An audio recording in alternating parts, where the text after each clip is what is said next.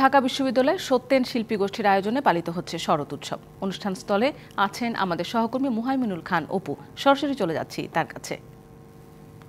অপু, আপনি তো শরৎ উৎসবে রয়েছেন, সেখানকার এখন কি হচ্ছে, কি কি কার্যক্রম রয়েছে নিশ্চয়ই আপনি আমাদের জানাবেন। ঢাকা বিশ্ববিদ্যালয়ে যে বকুলতলা রয়েছে সেই বকুলতলায় কিন্তু সকাল 7:25 এই শরৎ উৎসব অনুষ্ঠান শুরু হয় এবং পাশাপাশি যদি বলে রাখি যে এখানে শরৎ উৎসবে যে শিশু কিশোরদের পরিবেশনা রয়েছে, এখন কিন্তু যন্ত্রসঙ্গীতে হচ্ছে দলীয় সঙ্গীতে যে বাংলাদেশ উদিসি শিল্পগোষ্ঠী রয়েছে, তারপর সত্যসেন শিল্পগোষ্ঠী রয়েছে, নির্ঝরণী সঙ্গীত শিল্পী একাডেমি ও সমস্যা রয়েছে। এখানে কিন্তু বিগত বছরগুলোতে 2 দিন ব্যাপী হলো, কিন্তু এবছরে 1 দিন ব্যাপী এই শরৎ উৎসব অনুষ্ঠিত হচ্ছে। এটি সকাল 11টার সময় এটি শেষ হওয়ার কথা রয়েছে।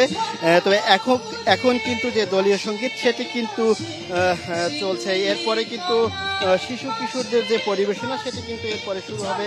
শিয়া বাটার ও ভিটামিন ই সমৃদ্ধ lily glam beauty soap. Lily, always beautiful. এরপর একক সঙ্গীত অনুষ্ঠান রয়েছে, তারপর রয়েছে একক আবৃত্তি।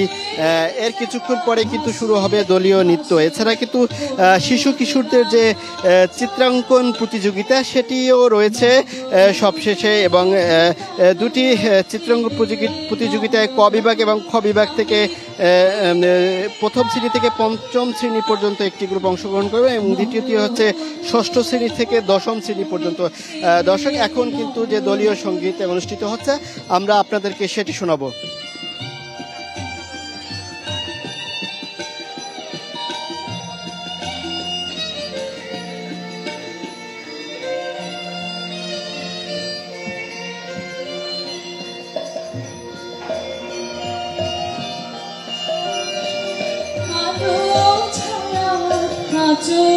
খানি লুটে